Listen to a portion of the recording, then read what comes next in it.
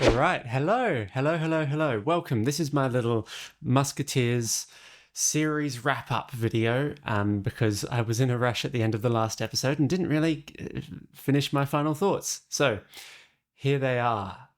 First, I'll talk a little bit more about those final couple episodes, and then I'll do some of my favorite things from across this whole series. So first, thinking more about the finale in those final two episodes, a lot of the plot in those final two episodes in the final storyline feels like quite a mess. I'm not mad about it in any way. I feel like what they nailed the emotion and the characters, and it was a great hangout and a great send off and a great goodbye. But the plot was, I feel like it became nonsense for a bit there, and the villains were not that intimidating or challenging. They actually were defeated quite resoundingly and roundly and easily by our heroes. I mean, I was surprised in that final episode how much our heroes were just toying with the villains when they defeated them. Like, we've got Dartanion just effortlessly taking down Maro. I mean, I was looking forward to that showdown because we were delighting and hating Maro, and I was looking forward to him being taken down, but it was almost too easy. It felt like kind of, I almost felt bad for Maro getting whipped like that, and D'Artagnan just monologuing as he takes him down, which I suppose maybe that's quite musketeery, that theatricality, that spectacle of it. And there's a bit of arrogance and grandiosity to musketeers themselves, isn't there? So I can kind of understand it was including those elements as well. But then we've also got Athos's takedown of Grimaud. And that one again, like it kind of felt too easy in the end. I mean, I loved the whole setup. Grimaud was going to blow up the cathedral and everything, and all the masses of people there. It was quite a spectacular set piece. But then D'Artagnan and Athos go down into the tunnels, and Athos is like, "No, D'Artagnan, don't come with me. I can take him myself." Which already lowers the stakes of like, okay, if this was actually a proper villain we needed to worry about, you would go together. But no, you can take him one-on-one, can you? And he could. And it wasn't too hard. I mean, I swear, yeah, I thought Athos sort of got stabbed in that fight, but he seemed to recover all right. So yeah, just in terms of the villains and the stakes, I feel like we fell down a little bit in the final couple episodes. And I really wonder if, I've got to assume the plan was to have Ferron for longer. It was quite sudden, his death, his ending in episode 6. And there were actually several other characters who I really expected to see much more of in the end. Like a couple episodes earlier, we set up Espoir, this guy who seemed like he could easily come join the Musketeers. Like, we would definitely see him again. And I wonder, maybe they were planting some of these sorts of characters who could come back and who could even become Musketeers in case there was a fourth series and it had a different main cast. It's the same thing that Robin Hood Series 3 did, of sort of introducing some potential legacy characters to continue the show if we need them. But then it just never happened.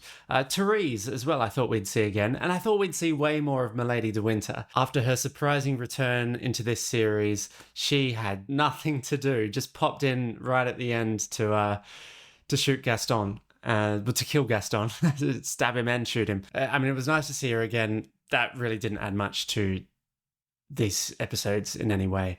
But again, what they did nail was just the vibes. You know, it felt like the end. All of our main characters had really lovely, heartfelt moments and happy endings all around, like I did not expect. It's not often, I think, these days that shows like this actually go for an out and out happy ending like this. All villains were defeated, all heroes were happy, except, really the only downer note in the last couple episodes is Treville died. But, he died heroically for a good cause. So it's a heroic death. It's not the most tragic thing in the world. So yeah, I was kind of surprised by how that all wrapped up. And I often like really tragic endings that stick with you and you can never forget them. But in this case, I'll definitely take the happy ending. I appreciate it. And the one other thing I thought would come back is D'Artagnan being too hard on the cadets, that sort of storyline. And I feel like they were definitely setting up more story there that we never got to. And of course, D'Artagnan becomes the captain at the end. And so I feel like we kind of missed the middle section of that arc. Like at the start of the series, he was being too hard on the cadets. At the end, he's the captain. We missed the middle part where where he learns how to have a bit of a gentler relationship with these cadets.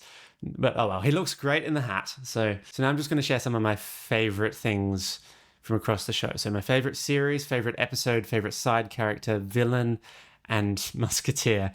And I'd love to hear from you guys your favorites in these categories as well, because I imagine there'll be some diversity of opinion out there. So my favorite season or series, I think I got to go the second series, because it felt like it really just took the first series, made it bigger, more intense, and it probably, over the 10 episodes, had my favorite runs of episodes in the whole show. So series 2. Now, favorite episode, I think I've got some recency bias in this.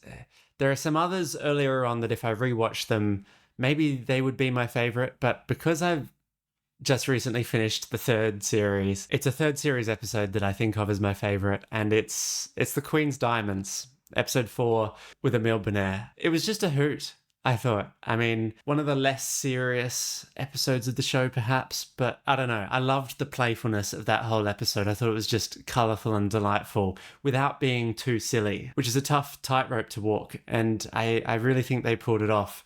Spectacular return of Emile Bonaire, the most I laughed in an episode of The Musketeers, and one that I really just individually isolated on its own outside of the rest of the show. I think I'm going to revisit a few times just when I feel like being delighted. And that leads easily into my favourite side character, who is, of course, Emile Bonaire. Who else could it be? Well, plenty of other people. There are a lot of great characters on this show, but Emile Bonaire. Favourite villain? Well, honestly, I've liked all of the villains. I think it was a bit more messy in Series 3, but still a lot of good villain work from our main 3 villains. And of course, I really enjoyed Peter Capaldi's Cardinal. It was really fascinating and three-dimensional and interesting. But I've got to give it to Rochefort, I reckon. Rochefort's just the one that stands out the most, because he really is threatening and violent and unpredictable. But he's also one we get to see on his own a fair bit and actually get a window inside his head and see his fears and vulnerabilities. And he has a great death scene. I think just from start to finish, Rochefort, great character. He's got backstory as well, doesn't he? Backstory with some of our characters. Goes on an interesting journey. Yeah, there's a lot to like about Rochefort. And now, my favourite Musketeer. This is, of course, an impossible choice. All of the Musketeers are the best. I love them all. But if I had to choose musket to my head by a hair's breadth, I would say I'm an Aramis head. I'm Team Aramis just because he's such a gentleman, isn't he? I love that he brings his spirituality to the job, that he is the one that says a prayer for the person they've just killed, the one who can communicate with the Spanish enemies. He's always down for some hilarious banter, often with Porthos or D'Artagnan, and he's great. I love him. But I love them all, of course. All right. That should do it for now, I reckon. I tried to see just a little while ago if there were any outtakes or bloopers from the show on YouTube that I could watch, but I couldn't find any. There are maybe some behind-the-scenes clips and interviews though that I could take a look at, because so far I haven't seen anything behind the scenes, or heard these actors talk outside of their character. Which, it's always such a strange thing, isn't it, when you finish quite a long series and then you hear the actors talking out of character, and it's as much as we all know the difference between fiction and reality, it still blows your mind every time. I've been looking at this person and believing they are this musketeer, this person that I've been watching for 30 hours. But no, they're actually this modern person who live in my world and talk like this. Just that beautiful magic trick of TV. All right, that'll do it for now. Keen to hear your thoughts about the Musketeers as a whole. And thanks for sharing your passion with me. I don't know what's next on this Patreon or this channel or wherever you're watching this. In a bit of a period of flux, but we'll see. Hope to see you soon. For now, Tomati out.